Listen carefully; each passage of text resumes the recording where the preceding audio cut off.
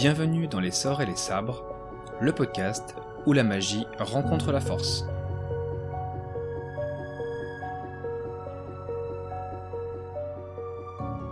Bonjour à tous et merci de me rejoindre pour ce nouvel épisode du podcast Les Sorts et les Sabres. Je suis Johan, l'animateur, et aujourd'hui, cap sur une planète de feu, de trahison et de cendres, car on va s'intéresser au combat entre Anakin Skywalker et Obi-Wan Kenobi sur Mustafar. Que vous soyez un Jedi chevronné ou un simple Padawan de passage, installez-vous, car on va plonger dans l'un des moments les plus intenses de toute la saga Star Wars. Pour revoir ce combat mythique, on va déjà commencer par le contexte de ce qui amène à ce duel. Ensuite, nous verrons le combat scène par scène, comme si on y était. Et là, vous allez voir qu'il y a du boulot, parce que c'est pas juste un combat d'épée brillante dans de la lave, c'est bien plus que ça. On verra aussi le côté symbolique de ce combat, et en quoi c'est un moment fondateur pour l'Empire, Dark Vador et la saga au sens large. Quand vous aurez fini l'épisode, et si vous avez apprécié ce moment passé avec moi, la meilleure chose que vous pouvez faire, c'est de me laisser une évaluation avec des étoiles sur toutes les applications d'écoute qui le permettent, et également de me suivre sur le compte Instagram du podcast. Vous verrez, on y retrouve plein de coulisses et plein d'autres surprises pour patienter entre les épisodes. Allez, sans plus attendre, cap sur Mustafar. Nous sommes à la fin de la guerre des clones. L'Ordre 66 a déjà eu lieu et beaucoup de Jedi ont péri. C'est un moment mythique. Quand j'étais petit, au cinéma, j'étais au bout de ma vie. De voir Anakin basculer du côté obscur, de voir tous ces Jedi qui se font assassiner par des clones qui étaient censés les servir, c'était vraiment horrible. La musique, elle est épique. Et d'ailleurs, vous pouvez trouver des super remixes, parfaits pour le sport, pour aller à la salle ou pour courir, avec notamment un remix qui doit s'appeler Order 66, de mémoire, où là, on se met vraiment dans la peau d'Anakin lorsqu'il a basculé et qu'il revient au temple Jedi pour faire un massacre. Bon, évitez de faire un massacre autour de chez vous ou dans votre salle de sport, mais je vous garantis que c'est parfait pour une bonne session. L'Empire vient officiellement de naître sur les décombres fumants de la République. Les Jedi, pour ce qu'il reste, sont dispersés et très affaiblis. Et dans l'ombre, Palpatine tire ses dernières ficelles en envoyant son nouvel apprenti tuer les derniers leaders séparatistes sur Mustafar. Ce dernier plan, avec Anakin qui se tourne vers la caméra, qui nous regarde avec son œil jaune, la rage et la colère qui montent en lui, ça fait mal, mais c'est beau et iconique.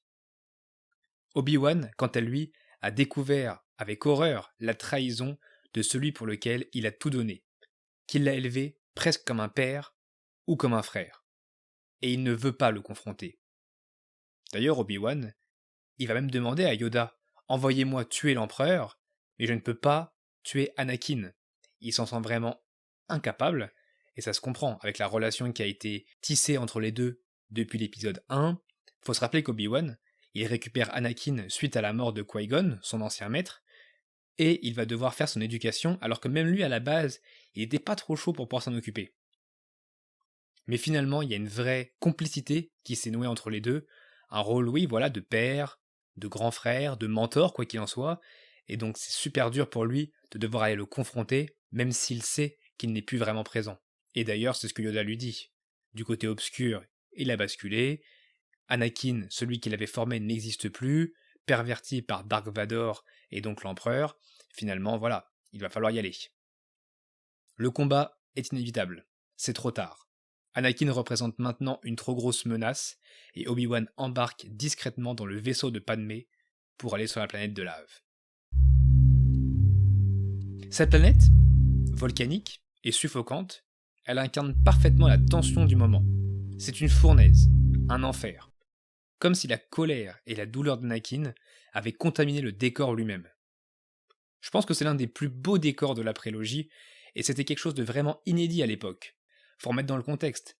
Quand l'épisode 3 sort au cinéma, en 2005, on a eu la trilogie originale, de 70-80, on a également les films de la prélogie, des années 2000, et là on est vraiment sur ce tournant. On sait que c'est l'épisode charnière pour lier les deux sagas entre elles, et finalement en termes de décor, on n'avait pas eu quelque chose d'aussi grandiose et d'aussi particulier.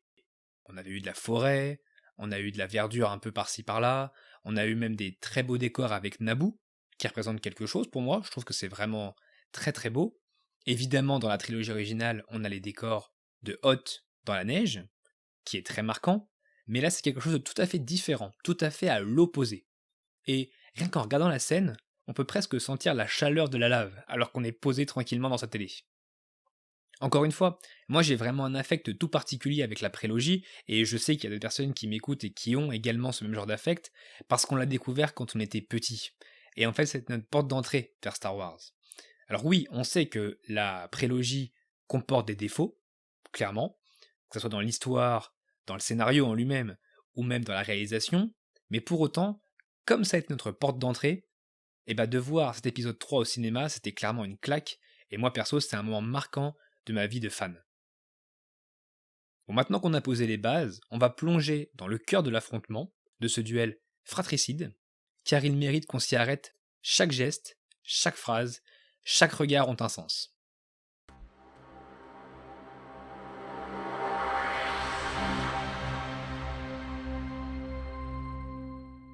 Le combat commence quand Anakin use de ses nouveaux pouvoirs pour étrangler Padmé dans une rage incontrôlée. La confrontation verbale est lancée, alors qu'Obi-Wan essaye encore d'empêcher l'inévitable. L'ambiance est tendue, presque figée. Quel fan ne connaît pas ce dialogue mythique par cœur? Que ça soit en VO ou en VF, c'est vraiment le moment que l'on connaît tous. Le ton, le rythme des mots, je crois que je pourrais vraiment faire flipper ma femme ou mes amis lorsque je récite tout par cœur. Et je sais qu'il y a des gens qui m'écoutent qui sont dans le même cas que moi. Mais ce dialogue d'avant-combat, c'est une gifle. Et ma phrase préférée, c'est If you're not with me, then you're my enemy. À ce moment-là, la cassure est actée, il n'y a plus de retour possible, Anakin n'est plus, il ne reste que Dark Vador, consumé par sa haine et ses illusions. Obi-Wan fera son devoir. Le véritable combat s'engage, sabre allumé, les deux adversaires se connaissent par cœur et chacun anticipe les mouvements de l'autre. La chorégraphie est millimétrée, presque dansée. C'est ce qui renforce le côté tragique de la scène. Ils se battent dans les couloirs du complexe, escaladent des structures instables, jusqu'à ce qu'ils finissent littéralement au-dessus de la lave, portés par des plateformes métalliques en fusion. Ce que je trouve dingue dans ce combat, c'est qu'il dure quasiment 10 minutes de mémoire. Alors effectivement, il y a deux plans en même temps, puisqu'on a le combat entre Obi-Wan et Anakin, et on a en même temps le combat entre Yoda et Dark Sidious, mais si on prend vraiment que les scènes du combat sur Mustafar, il dure quasiment 10 minutes, mais ça paraît être interminable.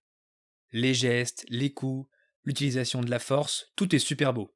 Et en même temps, il y a certains qui disent que c'est trop chorégraphié, que ça manque de rage brute, que certains mouvements ne servent à rien.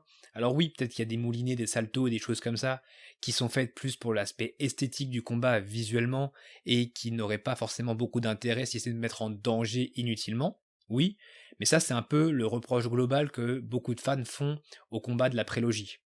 Et je peux pas leur donner totalement tort, sur un certain point de vue, mais ça reste des combats tellement jolis à regarder et tellement éloignés aussi de ce qu'on a connu avec l'épisode 4, forcément bien plus vieux, et on n'avait pas tous ces lore autour de Star Wars, que finalement, moi ça me plaît bien, et je trouve que ce combat c'est vraiment l'apothéose des combats de Star Wars. Et justement, cette chorégraphie, c'est ce qui rend le moment dramatique. On voit qu'ils n'ont pas vraiment envie de se battre, puisqu'ils n'ont pas envie de se tuer directement. Alors peut-être qu'Anakin, lui, pour le coup, il a envie de tuer Obi-Wan, mais on sent qu'Obi-Wan, il retient un peu les choses. Le combat, il dure, parce qu'en fait, il n'y en a pas vraiment un qui veut tuer l'autre. Mais ils n'ont plus le choix. Obi-Wan prend finalement l'avantage, il s'élève sur la rive, en hauteur, et donne l'ultime avertissement à Anakin. I have the high ground. Mais Anakin, aveuglé par son orgueil, attaque malgré tout, et en une seconde, tout bascule. Le maître tranche les jambes et un bras de son ancien apprenti. L'élu s'effondre, hurlant de douleur, avant d'être consumé par les flammes de la planète en fusion. Obi-Wan détourne le regard, incapable de l'achever, et il s'éloigne, brisé.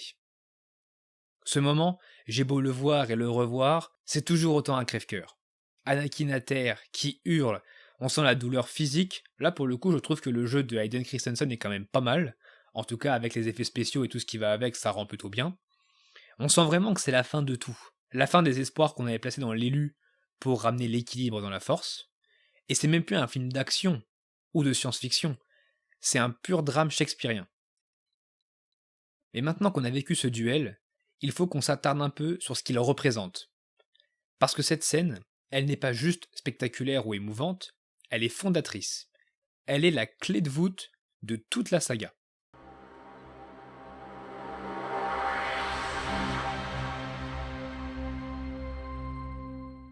Le duel entre Anakin et Obi-Wan, ce n'est pas seulement un combat épique, c'est l'aboutissement tragique d'un destin annoncé depuis l'épisode 1. C'est la chute du héros, tel Icare, se brûlant les ailes à force de s'approcher trop près du soleil. Et puis, c'est un moment très important de la saga, car jusqu'à présent, nous avions le passé et l'enfance d'Anakin, son futur en tant que Dark Vador, mais là, tout ce qui se passe durant la deuxième moitié de l'épisode 3, c'est vraiment la transition vers le côté obscur. Il fallait pas se rater. Et George Lucas, fallait vraiment pas qu'il se rate, aussi bien sur l'écriture que sur la mise en scène. Et moi je trouve que c'est une mission accomplie. Que ça soit pour le personnage d'Anakin, qui est au centre de la saga, ou pour le personnage d'Obi-Wan, que l'on revoit après, il fallait une forme de cohérence avec ce que l'on revoit dans les épisodes 4, 5 et 6. D'ailleurs, en parlant d'Obi-Wan, on peut pas vraiment dire qu'il a gagné ce duel, parce qu'en soi, il a tellement été brisé que il survit. Mais à quel prix? Il laisse derrière lui un frère mutilé, consumé par la haine, et le poids de cette décision le hantera pour le reste de sa vie, jusqu'à sa mort. D'ailleurs, il y a un gros what if à faire à ce moment-là. Et si Obi-Wan avait tué Anakin sur Mustafar? On n'aurait pas eu de Dark Vador, on n'aurait pas eu tous les massacres qu'il y a eu à cause de l'Empire, ou peut-être différemment en tout cas, parce que l'Empereur était bien en place, donc peut-être qu'il aurait trouvé quelqu'un pour le remplacer. Mais il y a un gros what if et il y a quelque chose d'intéressant à faire pour ceux qui aiment bien les théories. Mais le combat sur Mustafar, c'est aussi le symbole de l'échec du Conseil Jedi. Leur arrogance, leur manque d'humanité, leur incapacité à comprendre les émotions d'Anakin, c'est un ordre entier qui s'effondre avec lui. Ça pareil, c'est très intéressant parce que les Jedi sont idéalisés. D'ailleurs, dans la trilogie originale, les anciens films, on se rend compte que les Jedi, c'est un peu comme une légende, c'est quelque chose qui a disparu, qui n'existe plus vraiment. Vador est le dernier représentant de son espèce, en quelque sorte, et même dans les films de la postlogie, on comprend vraiment que c'est un mythe, le Jedi. Mais là, avec ça, on comprend également que c'est à cause de certaines erreurs que l'ordre entier s'est écroulé. Et pour revenir sur Anakin, il ne perd pas uniquement un combat, il perd sa liberté, il devient esclave de Palpatine. En fait, il retourne en esclavage, comme quand on l'a rencontré sur Tatooine. Moi, ce qui me frappe dans ce combat et ce que je trouve fort, c'est que ça cristallise vraiment tous les choix ratés, toutes les blessures non soignées depuis des années. Il y avait des prémices d'ailleurs d'Anakin et de ce basculement du côté obscur dans l'épisode 2. Alors c'est très visuel, en plus on a la musique en fond qui revient, et voilà, toute la douleur qu'il a vraiment ressentie avec l'éloignement de sa mère, puis après la mort de celle-ci, tout ça en fait c'était déjà présent dans l'épisode 2, et il fallait lire entre les lignes, et le conseil aurait dû essayer de comprendre un peu mieux, pour justement essayer d'empêcher ce qui allait arriver. Pour revenir sur la symbolique du combat, c'est à la fois l'écho et l'inverse de plusieurs autres duels dans la saga.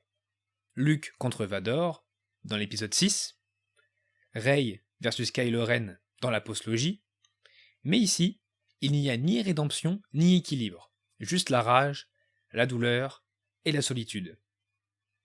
Cette scène, c'est le cœur noir de la saga. C'est à la fois la césure et la liaison entre les trilogies, le moment où la lumière s'éteint pour de bon, avant de renaître bien plus tard. Et un truc qui est cool avec cette scène, c'est que tu peux la revoir 10 fois, 20 fois, peut-être même 50 fois, tu vas toujours découvrir un petit détail, une petite mimique, une larme retenue, un geste hésitant, quelque chose que tu n'avais pas forcément remarqué la première fois, avec l'émotion notamment. Et à ce moment-là, George Lucas, il te fait ressentir toute la tragédie d'Anakin sans qu'il ait besoin de la commenter. De la musique, de la rage, des sabres, de la lave, on a le combo parfait. Et avant de passer au chapitre sur l'héritage de ce combat, j'aimerais vous poser une question. Si vous ne deviez garder qu'un seul combat de toute la saga complète, lequel ça serait? Et à quel niveau vous placez celui-ci? Pour moi, c'est le top 1. Il n'y a pas au-dessus. Même si, étant donné que je suis particulièrement fan du personnage de Yoda, je pense que les combats où il apparaît peuvent être très hauts dans le classement, celui-ci restera vraiment numéro 1. La musique Battle of Heroes, c'est l'une de mes préférées de la saga.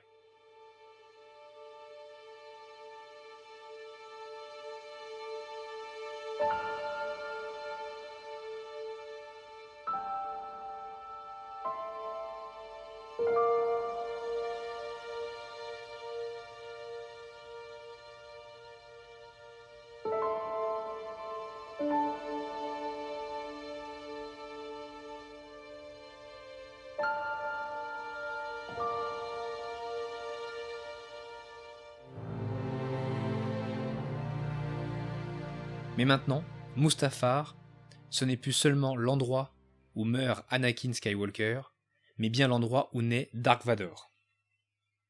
Dans la douleur, la haine et la solitude. Le casque, l'armure, la respiration mécanique ne sont que des conséquences physiques de cette chute.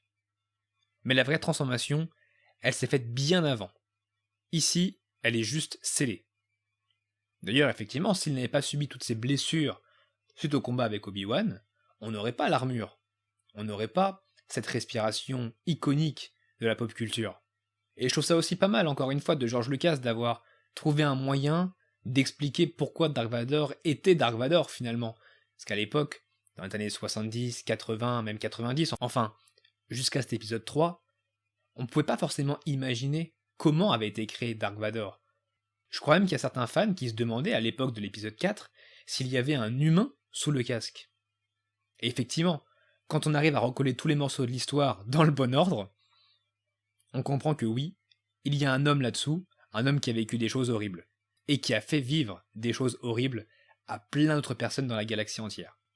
Et c'est à partir de ce moment-là qu'Anakin n'existe plus, qu'il se cache très profondément dans les ténèbres, jusqu'à l'apparition de son fils Luke.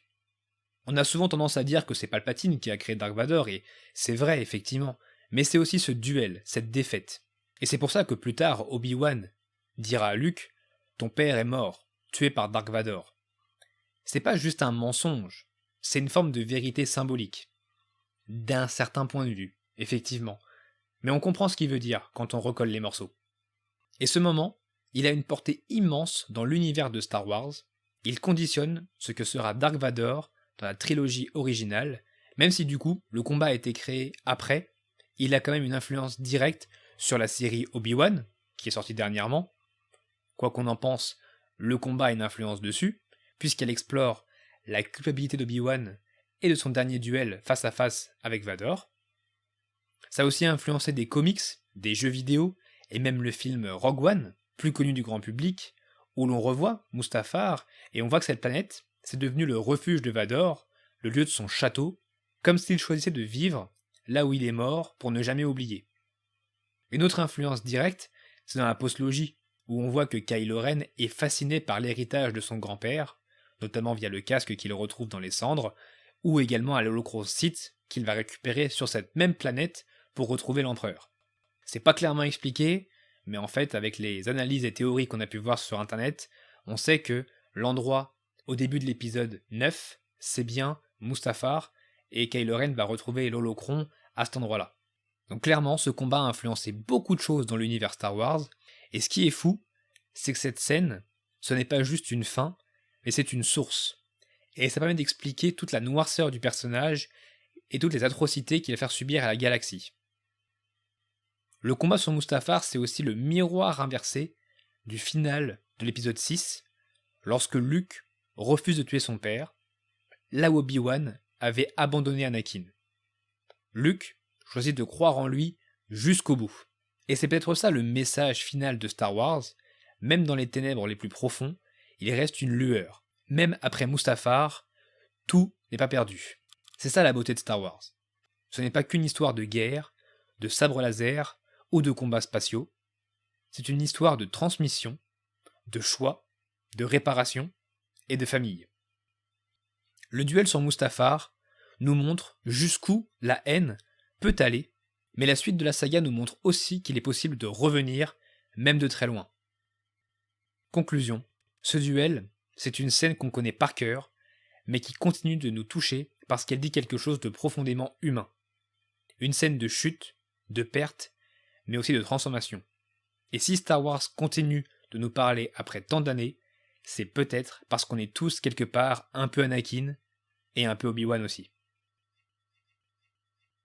Et voilà, on arrive à la conclusion de cet épisode, et franchement, c'est un moment que je ne me lâche jamais de revoir. Même si je connais chaque réplique, chaque mouvement de sabre, il y a toujours des frissons. Ce mélange épique et tragique, qui je trouve résume parfaitement l'âme de la saga, on y retrouve tout ce qui fait Star Wars. En tout cas à mes yeux. Moi je ne conçois pas Star Wars sans sabre laser.